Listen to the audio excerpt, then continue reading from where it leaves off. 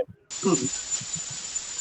நேற்று நம்ம குருநாதர் எனக்கு எதை சொன்னார் என்றால், பரவி மனம் போகா பரத்தடைய நாளும் இரவுகளற்றிடத்தே திறமாக நில் என்றான் ஞானகுரு. என்ன, அப்படி நின்றால் எல்லா மும்மளமும் கழிந்து நீ ஞானம் பெறுவாய் என்று ஒரே வார்த்தையில சொல்லிட்டார். சிவத்தோடு கலந்து நின்றால் மலங்கள் தானாக நீங்கிவிடும், மலம் கழிந்துவிடும். எனவே நீ என்ன செய்ய வேண்டும்? பரவி மனம் போகா பரம்னா இறைவன், பரத்தை அடைய தினந்தோறும் இரவு பகல் என்ற நிலையற்று ஆன்மா தன்னை இறைவன் என ஒளிவடிவான இறைவனுக்கு நாம் அவரை ஒப்பு கொடுத்து விட்டு, அந்த ஆன்மாவுக்கு இரவு பகல் கிடையாது. உடலுக்கு இரவு பகல் வரும் போகும். ஆனா எல்லா நேரமும் எப்படி நம் இதயம் துடிக்கிறதோ அது போல எல்லா செயல்களும் ஆன்மாவுக்கு பதிலாக இறைவன் செய்வார். ஆக நீ என்ன செய்ய வேண்டும்? திறமாக முழுமையாக இறைவன் இயக்குகின்றான் என்று எண்ணப்படி நில். அங்க என்ன சொன்னார்? குருஞான சம்பந்தருக்கு நில்லுனார், அவர் நின்றுட்டார். அந்த நில்லுன்னு சொன்னதுல இது ஒரு நில். நீ பரத்தை அடைய வேண்டுமானால், மல மாயாதிகள் களைய வேண்டுமானால், மும்மலம் களைய வேண்டுமானால் இறை சிந்தனையை ஏற்று நில். குருவர்களால் வைத்தபடி நில். என்ன, அவர் நின்றார், தெளிந்தார், நமக்கு இதையெல்லாம் கொடுத்துட்டு இருக்கார். ஆக அப்படி நாம் எல்லாம் சிவம் செய்கின்றது என்று உணர்ந்தால் என்ன, இன்னொரு நமக்கு சந்தேகம் வரும். காயம், இந்த உடல் காயம் கரணம் முதல் நான்கிற்கும் காரணந்தானாய இருளில் மாயை அது என்றால் தூய ஒரு போதனை செங்கமல பாதனே என ஏதென்று சொல்லாய். இனி இந்த உலகத்திலே தனு கரண புவன போகம் என்ற நான்குமாய இருள் இந்த ஆன்மாவை பற்றி இருக்கக்கூடிய மாயை அது என்றால் நீ என்ன செய்ய வேண்டும்? என்னை நீ யாதென்று சொல். நான் மாயையா ஆன்மாவா என்று நீ எனக்கு சொல்லாய். நீ நான் மாயையில் அந்த காயகரணம், அதாவது தனு கரணம் போன போகம் எல்லாம் இறைவன் எனக்கு அருள்கிறான் என தெளிந்து நான் மாயிலிருந்து நீங்கி நிற்கின்ற பொழுது என்னை பற்றி என்னவென்றே எனக்கு தெரியவில்லை. நான் யார்? நம் ரமணர்லாம் சொல்லுவார், நான் யார் என்று பார் என்று. அப்படி இந்த ஆன்மா என்னை நீ ஏதென்று சொல்லாய். இனி செங்கமல பொற்பாதனே, தூய பொருள் வடிவான இறைவா, இந்த மாயை தனி என்றால் இந்த பதிபசு பாசத்திலே நடுவில் இருக்கிற என்னை நான் யார் என்று நீ எனக்கு அறிவிக்க வேண்டும். நான் உன் பிள்ளையா, மாயையின் பிள்ளையா? நான் உன்னை போன்றவனா அல்லது உன்னை போல அந்த இறைநிலை பெற தகுதியுடவனா அல்லது மாயில் கிடக்கக்கூடியவனா என்பதை என்ன செய்யணும்? நீதான் சொல்லணும் பெருமானே என்று இறைவனிடம் கூறுகிறார். சரி, நீ என்ன பண்ற? எனக்கு என்னை நீ ஏதென்று சொல்லுகிறாய். நீ அதுவல்ல, நீ ஒரு சிங்கக்குட்டி. சித்தாந்தத்துல எல்லாரும் சொல்ற கதை தான். அந்த சிங்கக்குட்டி பிறந்ததுமே அவங்க அம்மாவை பிரிஞ்சு ஒரு ஆட்டு மந்தையில வந்துருச்சு. ஆட்டு மந்தை அந்த ஆட்டுக்குட்டி கூட தெரிஞ்சுக்கிட்டு இந்த சிங்கக்குட்டியும் மேன்னு கத்திக்கிட்டு தெரியுது. கர்ஜிக்கிறது இல்லை, ஒன்றும் இல்லை. ஒரு நாள் தற்செயலா அந்த பக்கம் ஆட்டுக்கு இறை தேடி வந்த அந்த பெண் சிங்கம் ஆடுகளை பார்த்தது. அதுக்குள்ள இந்த சிங்கத்தினுடைய குட்டியும் பார்த்துச்சு. அது இப்ப வளர்ந்த சிங்கம் போல் இருக்கிறது. ஆனா அது ஆடு கூட அப்படி கத்திட்டு தெரியுது. அந்த சிங்கம் என்ன பண்ணுச்சு? அந்த தன்னுடைய சிங்கத்தை, தன்னுடைய குட்டியை ஓங்கி பலார்னு ஒரு அரை அரைஞ்சது. அது அரைமயக்கம் ஆயிடுச்சு. அப்படியே வாயில கடிச்சு இழுத்துட்டு போய் அங்க இருந்து கிணத்துக்குள்ள காட்டுது. காட்டினதும் சிங்கத்துக்கு முகத்தை பார்த்ததும், நான் இதுவல்ல, நான் ஆடு கிடையாது, நான் சிங்கம் என்று உணர்ந்து அதை கட்சித்து தாயுடன் போயிடுச்சான். அதுபோல நான் உன்னுடைய ஒரு அணுக்கூறு என்றால் என்னை நீ அறிவிக்க வேண்டும். நான் இந்த ஆட்டு மந்தையிலே இருக்கின்ற சிங்கக்குட்டி போல மாயையிலே தனுகரண போன போகத்திலே திளைத்திருக்கிறேன் பெருமானே. என்னை நீ பலார் என்று ஒரு அறை அறைந்து அந்த தண்ணீரிலே சிங்கம் தன் குட்டிக்கு அடையாளம் காட்டியது போல என்னுடைய எண்ணங்களிலே உன்னை காட்டி நீ என்ன செய்ய வேண்டும்? நீ இது என்று சொல். நீ என்னில் ஒருவன், என்னில் கலக்க வேண்டியவன், நீ மாயில் கலந்திருக்கிறாய் என்று எல்லோரும் ஞான நூல்கள் எல்லாம் கேட்டு கேட்டு கேட்டு அப்படியாயின் என்னை எவ்வாறு மாயை பற்றியது? சிவம் என்னை இயக்குகிற என்றால் அறியாமை என்பது என்னதென்று அறியாத சிவம் என்னை இயக்குகிறது என்றால் என்னை எப்படி அறியாமை பற்றியது? அப்ப அறியாமை சிவனை விட உயர்ந்ததா என்று ஒரு கேள்வி வருதில்ல. இந்த கேள்வி இருபதுல வரக்கூடிய கேள்வி. நான் நிறைய சித்தாந்த மாணாக்கர்களிடம் இந்த கேள்வி சொல்லி இது யார் நிறைய பேர்கிட்ட சௌரிராஜன் ஐயாவில இருந்து தியாகராஜன் ஐயா வரைக்கும் எல்லார்கிட்டையும் இந்த கேள்வி கேட்க சொன்னா அவங்க எல்லாரும் ஒரே பதில் தான் சொன்னாங்க. அவங்க சிவஞான போதத்தையும் உண்மை விளக்கத்தையும் மட்டும் பெரும்பாலும் படிச்சு வகுப்பு எடுக்கிறவங்க தான் நிறைய பேர் இருக்காங்க. திருவருட் பயன் சிலதை வச்சுதான் வகுப்பு எடுப்பாங்க. 20-20க்குள்ள போனா நிறைய ஞான விஷயங்கள் மறைச்சு வச்சிருக்கோம். அவர் என்னன்ட்டாரு, யாரு இந்த கேள்வி உனக்கு எப்படி தெரியும்? இது மாதிரி ஒருத்தர் கேட்க சொன்னாரு. ஓ, மேட்டுக்காரரா, சொக்கரா, அவர்கிட்டே போய் கேட்டுக்க. இந்த வகுப்புல நான் நடத்துறத கேட்கத்தான் நீ சித்தாந்தம் வந்திருக்க. நீ கேட்கிற கேள்விக்கு இப்படி எல்லாம் நம்முடைய குருஞான சம்பந்தருடைய ஆசான் கேட்கவில்லை. அவர் கேட்கிறார் குருநாதர் கிட்ட, சாமி, தனுகரண குணபோகம் இந்த 4ற்கும் காரணமாக இருப்பது மாயையாகிய இருள் என்றால் என் உடல் இந்த மாயையில் தானே தோன்றியிருக்கிறது. ஆக நான் மாயை வசப்பட்டவனாக அல்லவா இருக்க வேண்டும். ஆனால் எனக்குள் தூய பொருள் வடிவாக செங்கமல பொற்பாதம் தந்தருளும் சேவகனாக நீ இருக்கிறாய். அப்படி என்றால் நான் இந்த தனுகரண புவனத்துக்கு சொந்தக்காரனா அல்லது உனக்கா என்பதை நீ எனக்கு சொல்லாயினி, இனிமேலாவது சொல்லுங்க சாமி அப்படின்னு நம்முடைய குருஞான சம்பந்தர் கேட்க, நம்முடைய ஞானப்பிரகாசர் அருமையா ஒரே ஒரு வார்த்தை சொன்னார், என்னை அறிவென்றார். என்ன? நீ அறிவு வடிவானவன், என் அறிவில் ஆனந்தம் தன்னை சிவம் என்றார். என் அறிவில் இருக்கிற மகிழ்ச்சியே சிவம். அங்க என்ன கேட்கிறாரு, என்னை நீ ஏதுன்னு சொல்லு சாமி. நான் யார் சொல்லுங்க? என் குருநாதராகிய நீங்கள் தனுகரண புவனத்தில் கலந்த இந்த தனுகரண புவனங்களால் உருவாக்கப்பட்ட இந்த தூள சூக்குமத்தை தூள உடம்புக்கில் இருக்கக்குள்ள நான் யார் என்று நீங்கள் எனக்கு அறிவிக்க வேண்டும், சொல்லுங்கள் சாமி என்று கேட்டதும் குருநாதர் சொல்கிறார், என்னை அறி. முதல்ல நீ யாருன்னு தெரிஞ்சுக்க. என்னை அதுல 2வது அதே இன்னொரு பொருள் தரும்.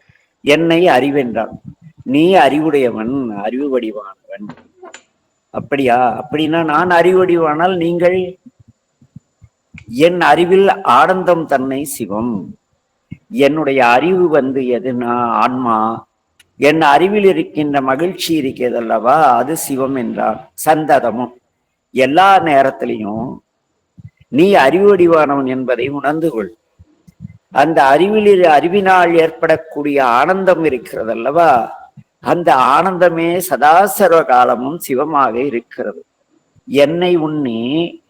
என்னை உன்னிப்பாரா மறைத்ததுவே பாசம் என்றான். நீ அறிவு என்பதை உணர்ந்து கொள்ளாமல் தடுக்கக்கூடிய ஒரு கருவி இருக்கிறது அல்லவா, அதுவே பாசம். என்ன? நான் அறிவடிவானவன், சிவன் என்னுள் இருந்து ஆனந்தத்தை சதா சர்வகாலமும் தந்து கொண்டிருக்கிறான் என்ற என்னுடைய எண்ணத்தை எது மறைத்து நான் மும்மளவயப்பட்டவன் என்று என்னுடைய அறிவடிவான என் சொரூபத்தை மறைத்து காட்டுகிறதோ அது பாசம். ஆகவே இம்மூன்றும் ஆராய்ந்தவர் முத்தராம். என்ன? நான் அறிவடிவானவன், என் அறிவில் இருக்கக்கூடிய ஆனந்தம் சிவம் எல்லா நேரங்களிலும். அதே நேரத்தில் நான் யோசித்து பார்க்கும் பொழுது நான் அறிவடிவானவன் சிவானந்த வடிவானவன் என்பதை எது மறைத்திருக்கிறதோ அது பாசம். இதை மூன்றையும் தெளிவாக உணர்ந்தவர் முத்தர்கள் அப்படின்னு ஆசான் சொல்றார். என்னை அறிவென்றார், நான் அறிவடிவானவன், என் அறிவில் ஆனந்தம் தன்னை சிவம் என்றான் சந்ததமும். சந்ததமும் என்னை உண்ணி பாரா மறைத்ததுவே பாசம் என்றான். சதா சர்வ காலமும் இந்த கண்ணுக்கு முன்னால தெரியுதெல்லாம் தான் நீ என்று காட்டி எனக்குள் இருக்கும் அறிவையும் ஆனந்தத்தையும் எது மறைத்ததோ அது பாசம். ஆக நீ அறிவடிவானவன், நீ உன்னுடைய அறிவில் ஆனந்த வடிவாக சிவன் இருக்கின்றான் எல்லா நேரங்களிலும். ஆக நீ அறிவடிவானவன் என்பதையும் உன்னுள்ள ஆனந்த வடிவான சிவம் இருக்கிறது உன் அறிவில் என்பதையும் எது மறைத்ததோ அது பாசம். ஆக நான் அறிவினால் சிந்தித்து என் அறிவில் கலந்த சிவத்தை அணைந்த பிறகு இந்த பாசமலம் என்னை விட்டு தானே விலகிவிடும். ஆக நான் முத்தராகி போனேன், நான் முத்தன் என்று இந்த சிவபோக சாரம் நமக்கு முதல் பாடலிலே இந்த தனுகரண போன போகம் இவற்றினால் ஆன காரணப் பொருள்தான் மாயை. ஆனால் நான் இந்த தனுகரண போன போகங்களிலே பிறந்து வளர்ந்து ஆளாகி கொண்டிருக்கிறேன். ஆகவே நான் மாயையில் உருவானவன், மலவயப்பட்டவன் என்று நான் உணர்கிறேன் சுவாமி. ஆனால் நீங்களோ தூய பொருட்போதனாக எனக்குள் சதாசர்வ காலம் இருக்கிறாய் என்று கடந்த பாட வகுப்புகளிலே எனக்கு சொன்னீர்கள். அப்படியானால் நான் யார்? இந்த ஆத்மாவின் தனித்தன்மை என்ன? என்ன அது ஒன்றும் பெரியதில்லை ஞான சம்பந்தா. நீ அறிவடிவானவன். நீ உன் அறிவில் எது ஆனந்தத்தை சதா சர்வகாலமும் தந்து கொண்டிருக்கிறதோ அது சிவம். நீ அறிவடிவானவன் என்பதை மறைத்து உன் அறிவில் ஆனந்த வடிவமாக சிவன் இருக்கின்றான் என்பதை மறைத்து உன்னை புறத்திலே தேடவிட்டு அகத்திலே தேடா வண்ணம் எது தடை செய்ததோ அதுவே பாசம். ஆக இதை தெளிவாக உணர்ந்து கொண்டால் கண்டிப்பாக நீ முத்தியவன். என்ன நீ முற்றியவன் என்றால் என்ன?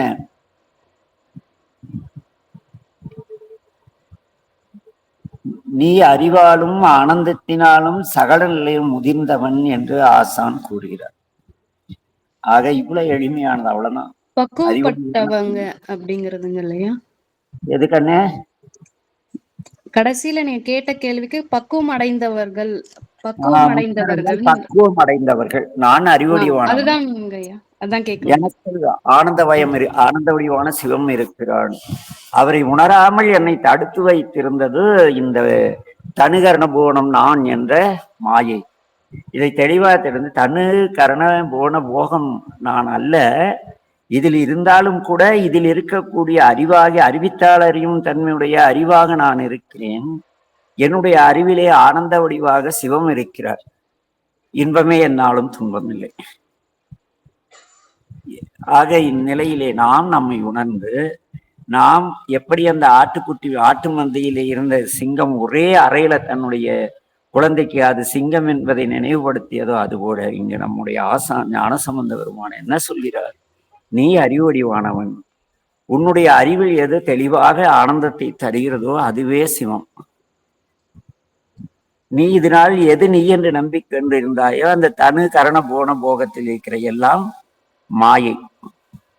ஏனெனில் அது அறியாமையாக இருந்து உன்னை மறைத்து கொண்டு உனக்குள் இருக்கும் அறிவையும், ஏன்னா உனக்குள் சிந்தித்தால்தான் என்னை யார் என நீ சொல்லுங்கிறார். நான் யாருன்னு சொல்லுங்க சாமி, என்ன நான் யார் என்று பார் அப்படிம்பாரு ரமணர். சித்தாந்த கருத்தான். நான் யாருன்னா நான் அறிவடிவானவன்.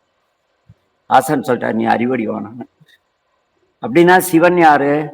என் அறிவில் எது எனக்கு ஆனந்தத்தை தெளிவாக தருகிறதோ அது சிவம்.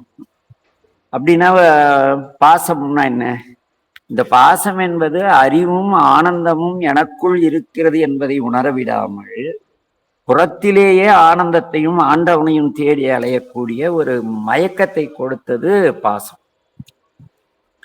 இத மூணையும் தெளிவா புரிஞ்சுக்கிட்டா நம்ம ஜீவன் முக்தர்கள். இவங்களுக்கு தான் ஜீவன் முக்தர்னு முதிர்ச்சி அடைந்த பக்குவப்பட்ட ஆன்மாக்கள், பக்குவ ஆன்மாக்கள் அப்படிம்பாங்க சித்தாந்தத்தில். என்ன கைலாஸ்?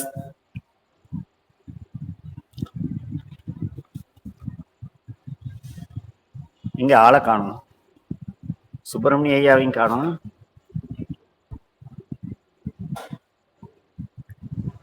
ஏதாவது சந்தேகம், கேள்வி? சசி வரலையாட்டு இன்னைக்கு. சசி இப்பதான் லெஃப்ட் ஆயிட்டு அப்படியா? சுப்பிரமணிய ஐயா கூட லெஃப்ட் ஆயிட்டு அப்படி. சரி சரி, வருவாங்கன்னு நினைக்கிறேன். இவரு கைலாஷ் மௌனத்துல இருக்கு அப்படி பாக்கணும். என்னம்மா கைலாஷ் ஐயா என்ன மௌனத்துல இருக்கு அப்படி? கைலாச ஐயா ஐயா சொல்லுங்க. அதாவதுயா, இப்போ சிவசிவ என்கிறார் சிவனையாளர், சிவசிவ என்ற சிவனை மாளும், சிவசிவ என்ற சிவர் மாவார், சிவசிவ என்ற நற்கரிதானேன்னு பாடி. சிவகதி தானே. அது 3 தடவை பாடினா எத்தனையோ தடவை சொல்லக்கூடிய அது பலன் உண்டோ? அப்படியெல்லாம் இது இல்லைங்கய்யா. சிவசிவன்னு சொல்ல ஆரம்பிச்சா நீங்க அன்பான மனிதரா மாறிடுவீங்க. அதுதான் அமரர்கள் எல்லாருக்கும் நன்மை செய்யக்கூடியவர்கள். ஆனா தினசரி படிக்கலாம். தாத்தா எத்தனை தடவை சொல்றேங்கிறது முக்கியம் கிடையாது. ஒரு தடவை சொன்னாலும் முழுமையா சொன்னாவே போதும். அதான் 3 தடவை சொன்னா நல்ல கணக்கு முக்கியம் கிடையாது, உங்களோட உணர்வு தான் முக்கியம். சரி சரி சரி. அது ஐயா என்ன சொல்றாங்கன்னு பார்த்தேன். காலையில படிக்கிறது எல்லாம் படிப்போம் ஐயா. காலையில அப்புறம் காலையில எந்திரிக்க முடியா, பல் தேய்ச்சவரதான் திருநீர் பூசணுமா, அதுக்கு மேலே பூசலாமா? தூங்கி எழுந்திரிச்சு திருநீர் அணிஞ்சிட்டு தான் உட்காரணும்னு தீட்சை வாங்கினவங்களுக்கு உபதேசம் அடியனுக்கெல்லாம். அது காலையில நம்ம பல் தேய்க்க முன்னால கூட பூசிக்கலாமா? கீழ இருந்து ஏந்திரிக்குள்ளவே தலைமாட்டுல இருந்து விபூதி போயிருந்து திருநீர் எடுத்து நமச்சிவாய அப்படின்னு அணிஞ்சிட்டு தான் ஏந்திரிக்கணும். அப்படி அது நைட்லயே அது மாதிரி விபூதி பைய எடுத்து நமச்சிவாயன்னு அணிஞ்சிட்டு உறங்கணும் அப்படிங்கிறது அடியனுக்கு ஆசான் கிட்ட பயிற்று. நைட்லயும் படுக்க போகும்போதும் அது மாதிரி திருநீர் பூசணும்ல? ஆமா ஆமா, நல்ல தூக்கம் வரும். அதான் கேட்டேன். அது அப்படித்தான் நான் பண்ணிட்டு இருக்கேன். அதான் அந்த மாதிரி பண்றது எதுக்குன்னா, இறைவனை நம்ம அந்த நேரத்துல நம்ம நினைச்சிட்டு தூங்குறோங்கிறது அந்த உள்ள அர்த்தமா இருக்கும்னு நினைக்கிறேன். ஏன்னா மூச்சு இருக்கிற வரைக்குமே சிவம்ங்கிறது உள்ள இருந்துட்டே தான் இருக்கு. ஒவ்வொரு நொடியும் ஒவ்வொரு வினாடியுமே இருந்துட்டு தான் இருக்கு. அத நம்ம நினைவுல கொண்டு நடைமுறை பழக்கத்துல கொண்டு வர்றதுக்குதான் அந்த விஷயத்த சொல்லியிருப்பாங்கன்னு நினைக்கிறேன் பெரியவங்க எல்லாம். ஆமா, நம்ம மறந்து போய் படுத்தாலும் கூட மறுபடியும் ஞாபகம் திருநீர் பூச்சிட்டு போய் படுத்துறது. நீங்க மூச்சு விடுறத நீங்க நினைச்சாதான் மூச்சு விடுவேன்றது கிடையாதுல்ல, அது பாட்டு இயங்கிட்டு இருக்குல்ல. அது மாதிரிதான் சிவங்கிறதுன்னு நினைக்கிறேன். சரி சரி சரி சரி. அதான் ஐயா என்ன சொல்றாங்கன்னு பார்த்தேன். சரி சரிங்க தாத்தா.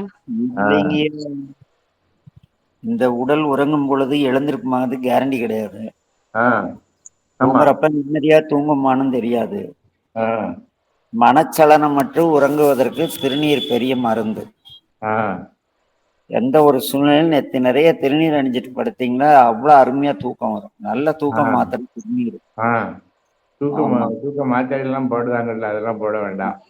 போட தேவையில்லை. இதே பெரிய இப்போ நிறைய பேர் தூக்க மாத்திரை போட்டுதாங்க ஐயா தூங்குறாங்க. அவங்க தலைவிதி. இது வரைக்கும் அதையே இல்லையா? அவங்க நிறைய பொய் பேசி சம்பாதிச்சிருப்பாங்க. பொய் பேசி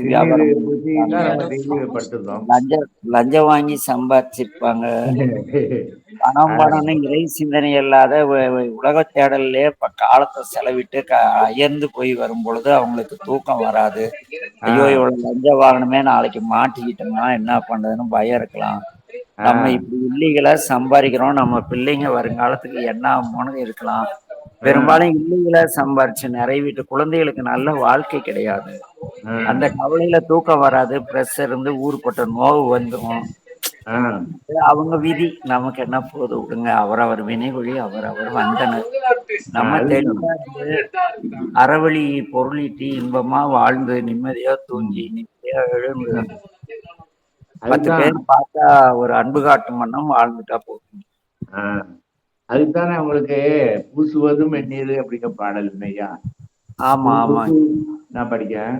பூசுவதும் வெந்நீரே பூண்பதுவும் பொங்கரவம் பேசுவதும் திருவாயார் மறைபோலும் காணேடி பேசுவதும் பூண்பதுவும் கொண்டன்னை ஈசனவன் எவ்வுயிர்க்கும் இயல்பானான் சாழலோ. அப்ப சின்னதுக்கு எவ்வளவு ஒரு மகிமை இருக்குங்கிறது இந்த பாட்டுல படிக்க தெரியுதுல்ல ஐயா? ஆமா ஆமாங்க ஆமாங்க. இப்ப தப்பு இல்லாம படிச்சனா? Not bad. ஐயா மாதிரி படிக்க முடியல, இருந்தாலும் நாங்க படிக்கிறதே இல்ல. நீங்களாவது படிக்கிறீங்க, நான்லாம் என்னத்த படிக்கிறேன். நீங்க வேற காமெடி. அது நம்ம அந்த இதுல எல்லாம் பாத்தீங்கன்னா கோயில்ல போய் நின்று படிக்க போகும்போது அந்த அப்படியே அமைதியாயிரும். அதாவது சத்தம் கடுமையா இருக்கும், நம்ம சவுண்டு கூட கூடிரும் பத்தியலா. அது மாதிரி ஒரு சவுண்ட் இருக்காது. யார் படிக்கான்னு பார்த்தோன்னா என்னைய பார்த்துருவாங்க, அப்படி விட்டுருவாங்க. நம்மளுக்கு எவ்வளவு கூட்டம் இருந்தாலும் முன்னால போய் இறைவன் முன்னால இருந்து படிக்கலாம். ஆனா இன்னும் கோயிலுக்கு வரக்கூடிய இன்னும் பலன் கிடையாது. இன்னும் போலிய நம்ம போயிடலாமாண்ணா? போயிட்டு வாங்க. என்ன இருக்கு, நாளைக்கு பிரதோஷம், நாளைக்கு வந்து போங்க, தினம் கோயிலுக்கு போயிட்டு வாங்க. சரி, பக்கத்துல தான் 1 கிலோமீட்டர்ல இருக்கு சிவன் கோயில். ஒன்னும் பிரச்சனை இல்லை. பெருமாள் எங்க ஊர்ல சிவன் கோயில் கிடையாது, பிள்ளையார் கோயில், முப்புடாதியம்மன் கோயில், இப்படிதான் இருக்கு. ஏதோ ஒண்ணு போய் இறைவனை பாடிட்டு வாங்க. எல்லா இடத்துலயும் திருநீர் தான் தராங்க. ஆமா ஆமா ஆமா, எல்லாருக்கும் திண்ணுதான் ஐயா. அது வந்து ஆமா, உங்களுக்கு மங்கையரு கரைசின்னு சொன்ன உடனே அவ்வளவு சவுண்டு பாடும்போது எல்லாம் அங்க திரும்பிடுறாங்க. களங்காட்டுல வந்து அந்த கோயில் சாமி இருக்கா, அந்த அம்மன் வந்து கடைசியில அம்மனுக்கு தானே பூஜை பண்ணுவாங்க. அப்ப முன்னாள் நின்று படிக்கும்போது நல்லா வந்துருது அந்த இடத்துக்கு. ஐயாவுடைய திருவுருள் தான் எல்லாமே. ஐயாவுடைய பேச்சை கேட்பது, காதால கேட்டாலே எங்களுக்கு எவ்வளவு ஒரு சந்தோஷமா இருக்கு ஐயா. ஐயா இன்னைக்கு நாங்க நேர்ல பார்க்க போறோம்னு நினைச்சிட்டு இருக்கோம். எப்ப பார்க்க போறோம்? எப்பவும் சொக்கருங்க கூடவே தான் இருக்காரு. நீங்க அகக்கண்ணால் பார்த்தா ஐயாவை பார்க்கணும்ல, ஐயாவை பார்க்கணும்ல ஐயா. குற்றாலம் எல்லாம் வரும்போது, குற்றாலம் வர்றது கணக்கு வாங்க உடனே, விரைவில் பார்க்கலாம். ஆட்டியா ரொம்ப சந்தோஷம் ஐயா. ஐயா வந்து வீட்டுல வந்து 2 பாடல் பாடினீங்கன்னா அதை விட நல்லா இருக்கும். வரலாங்கய்யா, பெருமான ஆசைப்பட்டா நடந்துரும், அவ்வளவுதான். வந்துருவியா எல்லாம் வருவியா ஐயா? முன்னாடியே சொன்னீங்க, திடீர்னு நினைச்சேன்னா வந்துருவேன்னு என்ன சொல்லியிருக்கிய. திடீர்னு விஸ்வநாதர் கூட்டி வருவாரு. இன்னைக்கு வந்து கையில அறக்கட்டையில இருந்து காஞ்சிபுரம் ஏகாம்பரநாதர் கோயில்ல வச்சு முற்றேறுதல் எல்லாம் பண்ணாங்க இன்னைக்கு. அது வந்து நம்மளால அது அவ்வளவு தூரம் போக முடியல ஐயா.